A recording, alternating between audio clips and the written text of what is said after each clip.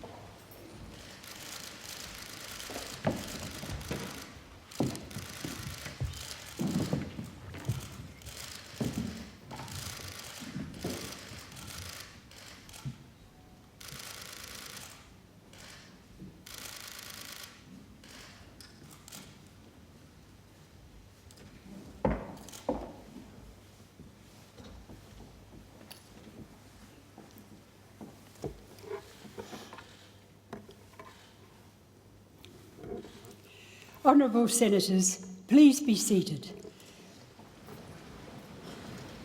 Blackrod, please let members of the House of Representatives know that I desire their attendance in the Senate chamber.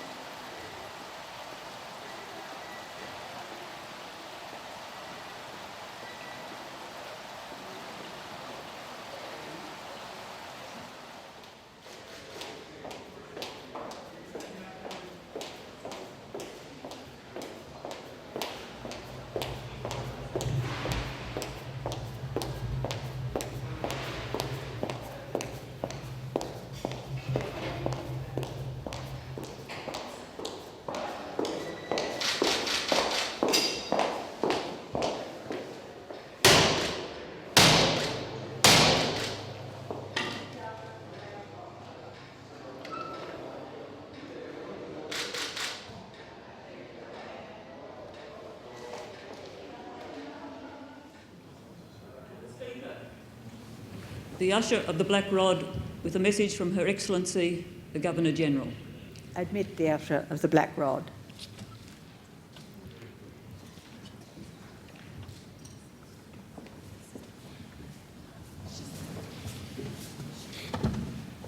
Madam Speaker, the Governor-General, Her Excellency, requires the attendance of honourable members in the Senate chamber.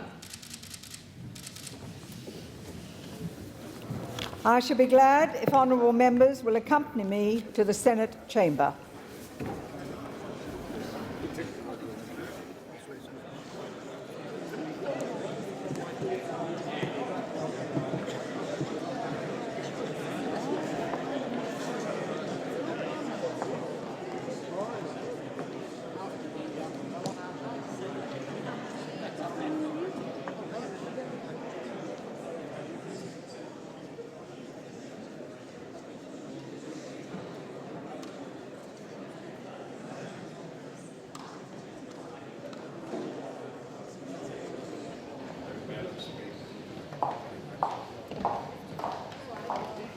But if you miss it, very good.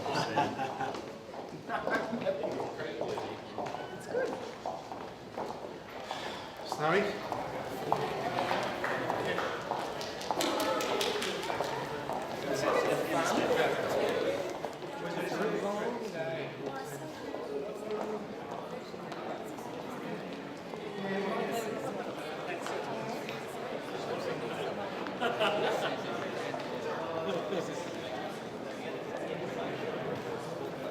What is a good scene?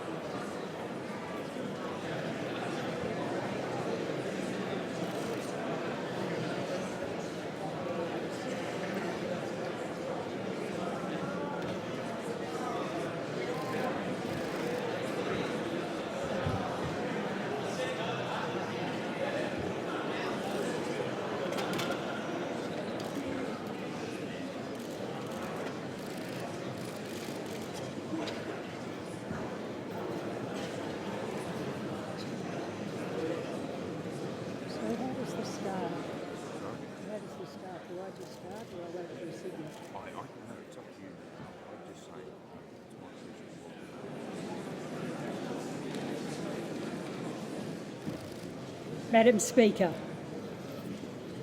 welcome. Honourable Senators and Members of the Parliament of Australia.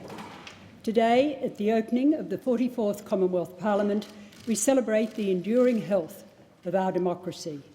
112 years after the first federal election, nearly 14 million Australians have cast their votes in another free and fair election. For only the fourth time in 3 decades, the Australian people have voted for a change of government. The people have set a new course for our country. On September 7, the Australian people voted for a government that said it would repeal the carbon tax, establish a commission of audit and improve the budget, strengthen border protection and build the roads of the 21st century. My government will honour the will of the people and repay their trust. Members of the new government take office with a deep sense of humility for the honour conferred upon them. Today and every day, my government will work to deliver the commitments it made to the Australian people. My government has a clear and comprehensive plan of action for building a stronger Australia. It will be a purposeful government. Every day it will work in a way that is careful, collegial, consultative and straightforward, because this is the best way of delivering the better government the Australian people want. At the heart of my government's plan for Australia is a strong, prosperous economy. A strong and prosperous economy built on strong, prudent economic management is the basis for realising every other national goal. My government's plan for a stronger Australia begins with building a more productive and diverse economy that will guarantee Australia's future prosperity by building on our national strengths. It will strengthen the economy through lower taxes, less regulatory burdens and higher productivity. It will work to deliver more jobs and more opportunity, so there is less pressure on families and so that more Australians can get ahead. It understands that the foundation of a strong economy are found in policies which reward hard work and individual effort, and which encourage personal aspiration and ambition. We should never be a country that seeks to cut tall poppies down to size, but one where everyone is encouraged to grow and succeed. Australia needs more successful people, and we should give our people every opportunity to succeed. My government's vision is not of bigger government, but of stronger people. It is a vision of a dynamic, confident Australia, where all 23 million of us can individually and together pursue our hopes and dreams. The repeal of the carbon tax and mining tax are at the heart of my government's plan to strengthen the Australian economy. As its first order of business, this parliament will consider legislation to repeal the carbon tax. My government believes the carbon tax is a burden on every Australian business and it is a burden on families. As part of my government's commitment to families, it will repeal the carbon tax but will keep the current tax thresholds and fortnightly pension and benefit levels, ensuring real assistance to families. The repeal of the carbon tax will enhance the competitiveness of both big business and small. As well, legislation to abolish the mining tax will be before Parliament this year. The end of the carbon tax and mining tax will be a clear message that Australia is open for business. My government is determined to re-energise the resources industry and to create more jobs in more projects through restoring Australia's reputation as a good place to invest. Australia's mineral wealth is one of our great national gifts, and all Australians will benefit from a bigger and stronger mining industry and more certain investment settings. The government will cut the company tax rate by 1.5% from 1 July 2015. The new company tax rate of 28.5% will benefit all Australians. As the Henry Tax Review noted, a lower company tax rate will not only result in higher growth, but is also likely to result in higher wages. My government has already determined that it is not proceeding with changes to FBT arrangements for leased vehicles, and this will provide all parts of the car industry across Australia with certainty and confidence. My government understands that taxpayer money is best spent on delivering better services and a better society, not on interest repayments that come from spending more than you have. It also understands that every dollar it spends is a dollar that has been earned by someone else. As such, government has a duty to ensure that every dollar is used prudently and wisely. A commission of audit has been established that will identify waste and duplication and provide taxpayers with better value for money. It is the first such audit in nearly 2 decades. Its focus will be on making public administration more cost-effective and more productive through reducing duplication and overlap between governments. Honourable Senators and Members, this will be an active government, not a big government.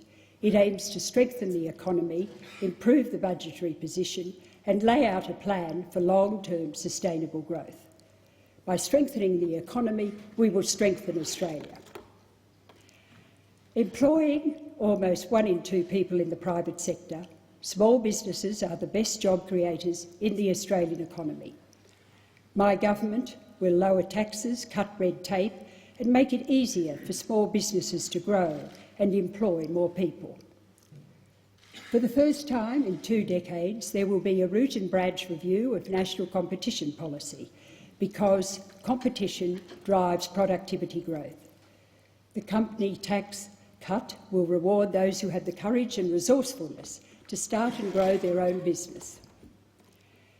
My government will lighten the red tape burden because too many businesses spend too much time meeting a seemingly ever-expanding list of regulatory requirements. My government intends to cut red tape costs on businesses and community groups by $1 billion a year and reduce green tape by creating a state-based one-stop shop to streamline the environmental approvals process. As part of the government's plan to boost productivity and reduce regulation, every significant Commonwealth Government department and agency will be given an annual target for red tape cost reductions. Meeting these targets will be essential criteria by which departmental secretaries and senior public servants are assessed. And for 2 sitting days each year, this Parliament will meet to review a deregulation report and repeal redundant legislation and regulation. As part of its commitment to boost productivity, the Australian Building and Construction Commission will be restored to ensure that on commercial building sites the rule of law is respected, productivity is improved, jobs are created and major national construction projects are kept on track.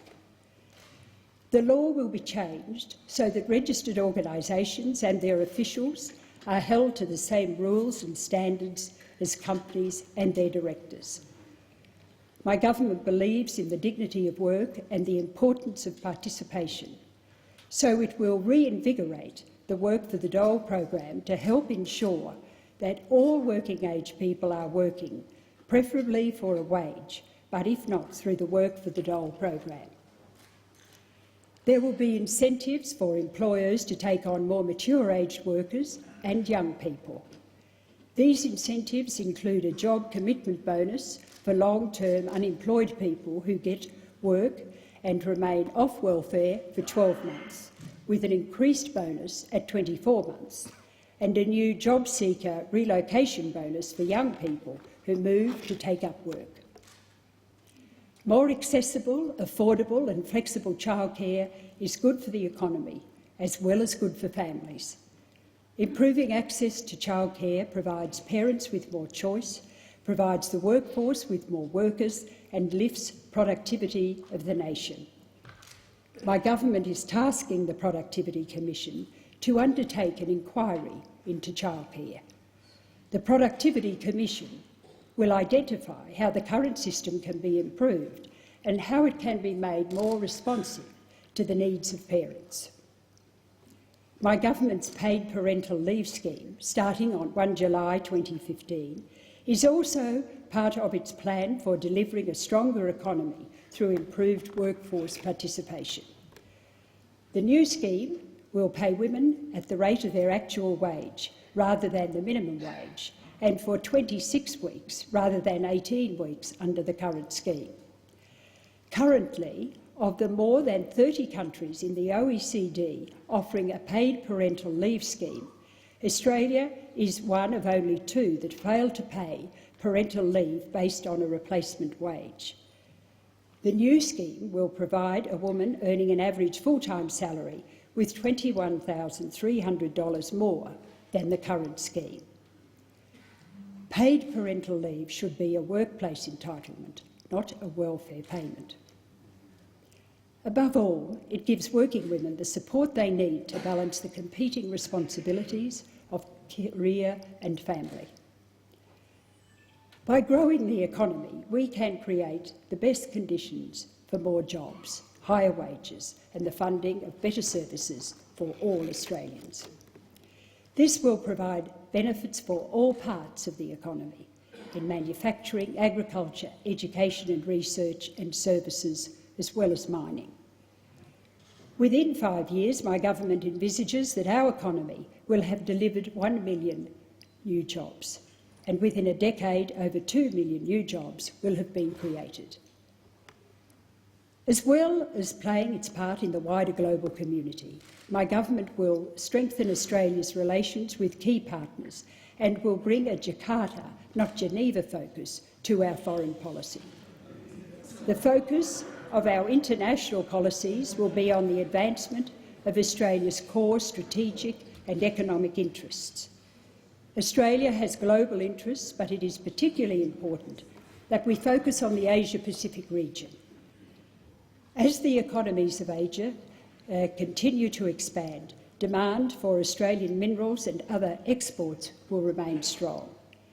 As the Asian middle class grows and demographics shift, there will be new demand for Australian education and research, expertise in advanced services, manufacturing and agricultural products. To make sure this moment is not missed, my government will fast-track free trade agreements with South Korea, Japan, China, Indonesia and India.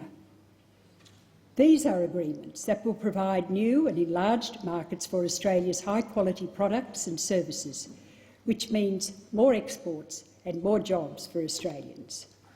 Australia needs to be Asia literate and Asia capable. My government will work to develop stronger people-to-people links and to foster the culture and mindset necessary to capitalise on Asia's historic economic transformation. Academic and cultural exchanges are crucial to building this kind of network, so the government will implement a new two-way version of the former Colombo Plan that will encourage more young Australians to study in the universities of Asia, as well as bringing students from our region to Australia's universities. A revitalised, competitive, productive and Asia-ready economy is the beginning, not the end, of my government's vision for Australia. Northern Australia is Australia's growth frontier. If we prepare ourselves well, our cities and industries in the north will be well placed to capitalise on the expected growth from the Asia and Pacific regions. Unlocking Northern Australia's potential with more investment, more exports and more jobs will not only benefit the region, but the entire country. Over the next 12 months, my government will develop a white paper to guide the policies and plans that will unlock the full economic potential of the north. A strong and competitive agriculture sector is essential to Australia's future. To support this aim, $100 million will be invested in agricultural research and development, with a focus on improving productivity. And within the next 12 months, a white paper focused on the profitability and competitiveness of the agriculture sector will be developed. While the government's plans to lower taxes, cut red tape and lift productivity will benefit all Australians, my government also recognises that parts of Australia are under sustained economic pressure. In particular, my government is determined to restore confidence and jobs growth in Tasmania and change the economic trajectory of that state. The government will implement an economic growth plan for Tasmania to reset Tasmania's course to one of higher growth, more jobs and rising living standards. The economic growth plan for Tasmania includes establishing a joint Commonwealth and Tasmanian Economic Council, as well as a major projects approval agency, which will be a one-stop shop for all projects valued at over $50 million. Working with the states, my government will build the roads of the 21st century, with cranes over our cities and bulldozers on the ground. The West Connects and the F3 to M2 upgrade in Sydney, the East-West link in Melbourne, the Gateway motorway upgrade in Brisbane, the North-South Road corridor in Adelaide, the Perth Gateway project and Swan Valley bypass, and the Midland Highway in Tasmania, as well as completing the duplication of New South Wales Pacific Highway and upgrading and floodproofing of Queensland's Bruce Highway. Better major roads and less congestion will allow Australians to spend less time stuck in traffic and more time at home with their families. There will be better infrastructure planning and more rigorous and transparent assessments of taxpayer-funded projects. There will be a decision on a second major airport for Sydney. In collaboration with the states and territories, there will be a rolling 15-year infrastructure plan that identifies funding priorities on the basis of published cost-benefit analysis. For the first time, there will be an annual statement to the House of Representatives on the construction status of major infrastructure projects, the amount of Commonwealth funds spent on them and whether milestones have been met. The modern, connected economy has made broadband an essential strand of the 21st century infrastructure. My government will deliver the fast and affordable broadband that Australians need and have been calling for. Australians' expectation of faster broadband has not been met. A new model for the national broadband network is needed if the fast and affordable broadband that Australians want is actually to be delivered. My government will build fibre to tens of thousands of distribution points, not to 12 million premises, and then use existing infrastructure to deliver much faster broadband to Australian homes. A ranking of broadband quality and availability in Australia will be provided to Parliament to guide prioritisation of the rollout. NBN Co will be required to amend its rollout plan so the priority can be given to the areas identified as inadequately served. My government will make the National Disability Insurance Scheme a reality for Australians with disabilities and their carers. It is a vast undertaking, almost without precedent in our national life. My government will continue the rollout of the NDIS in line with the Productivity Commission's vision and the timetable detailed by the intergovernmental agreements with the states and territories. Delivering the right support for people with disabilities and their carers is a bipartisan project. So a bipartisan joint parliamentary committee will make sure the NDIS is kept on track. To improve the performance of public hospitals, my government will work with the states and territories to give communities a real say in the management of their local hospitals. This approach should instil a patients-come-first culture and deliver better outcomes at a local level. It will put more control into the hands of local hospital administrators and local doctors and nurses, ensuring better decisions are made. My government will continue to support the rollout of early psychosis prevention and intervention centres and will establish Australia's first National Centre for Excellence in Youth Mental Health. My government is committed to providing transparency, certainty and confidence to the listing of medicines on the Pharmaceutical Benefits Scheme. It will take steps to ensure that medicines are listed on the advice of the Independent Pharmaceutical Benefits Advisory Committee, ensuring that decisions are based on the advice of medical experts. To continue the tradition of great Australian medical breakthroughs, my government will provide $200 million to help Australian scientists find a cure for dementia.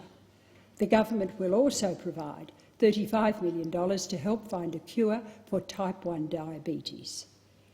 This funding will help the Juvenile Diabetes Research Foundation to fund patient trials and coordinate a nationwide approach to diabetes research. As with public hospitals, my government wants to lift the quality of state schools by giving parents, principals and school communities more of a say in how their school is run. My government will work cooperatively with the states and encourage them to give schools greater independence through simpler budgeting and resource allocation and more autonomy in decision-making. In the classroom, my government's vision is for a national curriculum that is rigorous and challenging without being cluttered or prescriptive.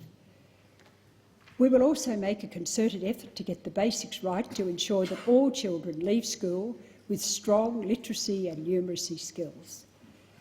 To inspire the next generation of Australian innovators and inventors, the Primary Connection Science Education program will continue.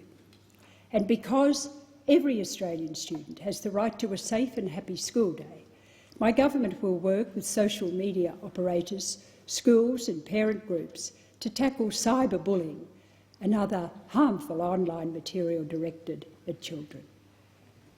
Older Australians deserve peace of mind, certainty and confidence. During this parliament, there will be no negative, unexpected changes to the superannuation system, so that Australians planning for their retirement can face the future with confidence. We will provide fairness in superannuation pensions to our veterans. The Defence Force Retirement Benefit and the Defence Force Retirement and Death Benefit superannuation pensions will be more generously indexed from 1 July next year. A first-ever aged care provider agreement will set a new framework for ageing policy and aged care arrangements into the future, reducing bureaucracy and keeping the focus on quality care. Providing national security is the first duty of every government. To rebuild the Australian Defence Force, my government will restore defence spending to 2% of GDP within a decade. A new Defence White Paper will identify costed, affordable ways to meet Australia's national security objectives. And responsible savings found in the defence bureaucracy will be reinvested in greater military capacity. 2014 marks the commencement of the centenary of Anzac. It is my government's hope that every Australian will be involved in some way in the commemorations that will take place in coming years. It will be a time to reflect on our history and renew our commitment to our country. Honourable Senators and Members, the government will strengthen Australia's borders and stop the flow of illegal arrivals. My government has reintroduced temporary protection visas to deny the people smugglers a product to sell. Operation Sovereign Borders has already commenced to combat people smuggling and protect our borders. A presumption against refugee status will apply to those who arrive without papers, and those who deliberately discard their documentation will be denied the benefit of the doubt when determining their refugee status. Priority will be given to offshore refugee and special humanitarian visa applicants over those who arrive by boat. My government is putting in place a regional deterrence framework with our partners to strengthen our region's borders and thereby strengthen Australia's borders. Border Protection Command has been tasked to deploy the full set of measures necessary to ensure the integrity of our maritime borders and protect Australia's integrity. and protect Australia's sovereignty. All of this will occur in consultation with our friends and neighbours in the region. The government will take direct action to reach its goal of a 5% reduction in carbon emissions by 2020. My government will establish an emissions reduction fund capped at $1.55 billion over the forward estimates. A cleaner environment helps all Australians now and into the future. However, the best actions are practical and direct ones to improve our rivers, soils, air and farms. This can be done without a carbon tax or an emissions trading scheme. There will be a 15,000-strong Green Army charged with clean-up and conservation in local communities throughout Australia. The Green Army will supplement the land care efforts of councils, farmers and volunteers and work to rejuvenate our parklands and the bush. Honourable Senators and Members, empowered communities are far more important than an empowered government.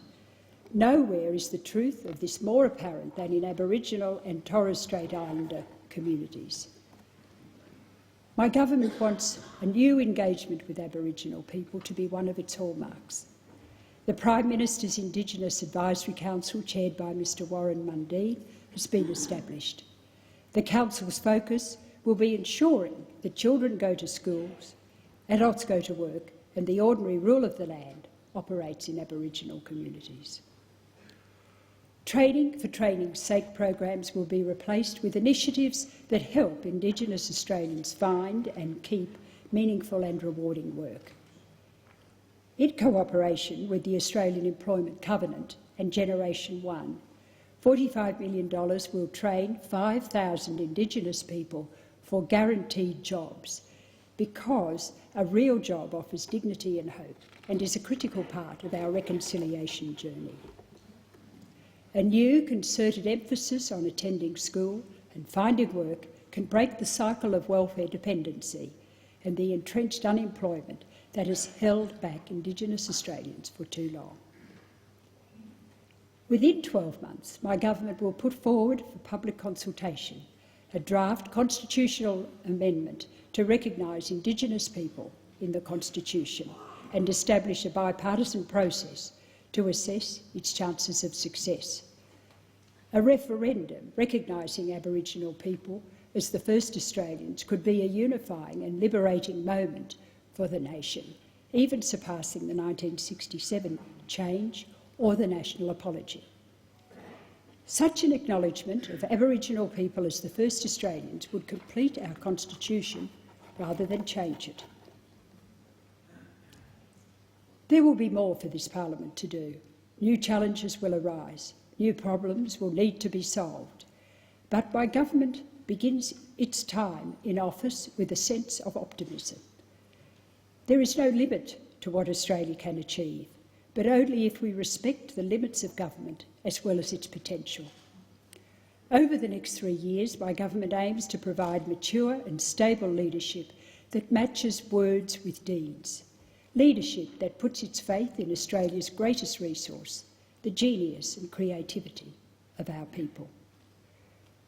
Honourable Senators and Members, at the opening of the first Parliament in Canberra in 1927, the Duke of York said, "A new Parliament marked a new page of history." He said that the opening of the Australian Parliament was an opportunity for the rededication of this Commonwealth to the great ideals of liberty, fairness, justice and the cause of peace. Today, with a new Parliament, a page has turned. A new page in our country's history is about to be written. May we all play our part in writing that shared history and building the stronger Australia that we all want. It is now my duty and my pleasure to declare the 44th Parliament of the Commonwealth of Australia open.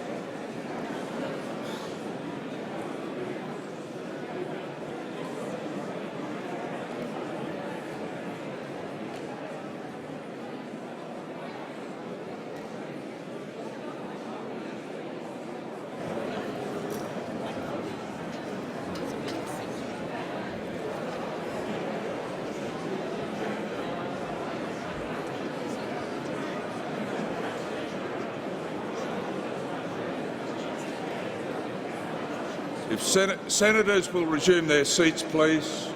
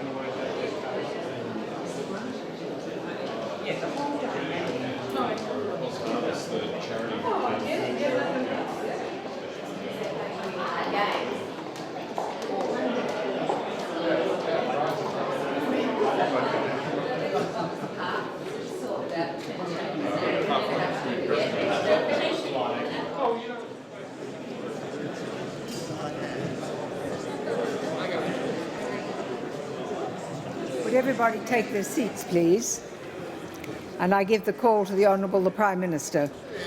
Madam Speaker, I have the honour to inform the House that following the election held on 7 September, the Governor-General commissioned me to form the government. Ministers and parliamentary secretaries were appointed on the 18th of September, and for the information of honourable members, I present a list of the full ministry.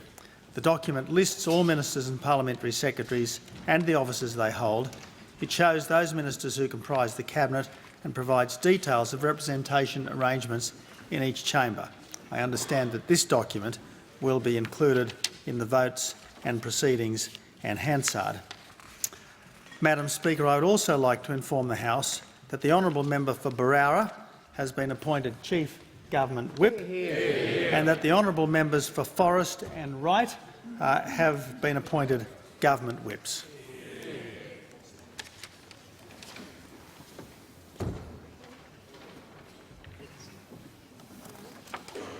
I give the call to the the Leader of the Opposition. Madam Speaker, I have the honour to inform the House that the Australian Labor Party has elected me as its leader. And I'm delighted to advise the House that the honourable member for Sydney has been elected as our deputy leader. The honourable member for Fowler has been appointed Chief Opposition Whip. The honourable member for Shortland, who has served in this position since 2004, has been reappointed as Whip. And the member for Lawler, fresh from being principal in a distinguished career at Moonee Pond Central Primary School, has also been elected Whip to help apply those skills with the caucus. I understand that a full list of my shadow ministry will be included in the Hansard.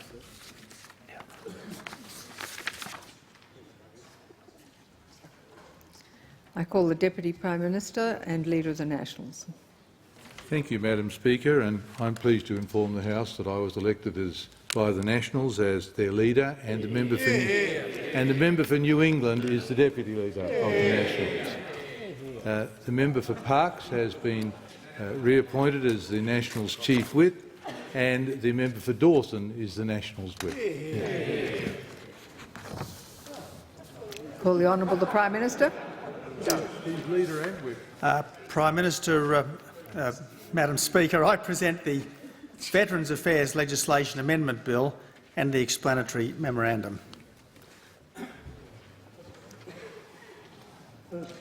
A bill for an act to amend the law relating to Veterans Affairs and for related purposes. Prime Minister. Madam Speaker, I move that the second reading be made an order of the day for the next sitting.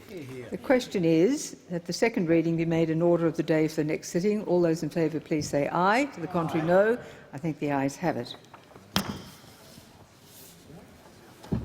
I have to report that the House this day attended Her Excellency the Governor-General in the Senate chamber when Her Excellency was pleased to make a speech to both Houses of the Parliament.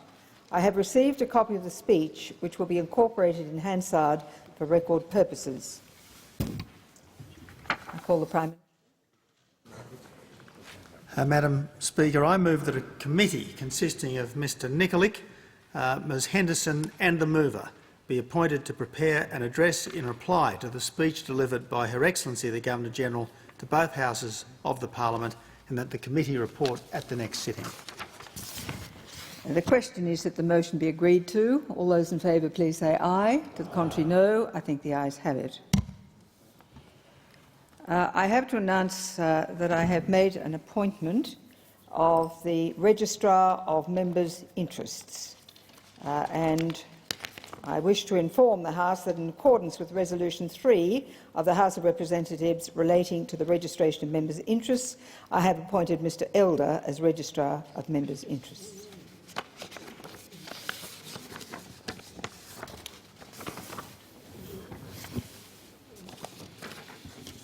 I understand that it will suit the convenience of the House to have the sitting suspended until 5 p.m, and I will resume the chair at that time.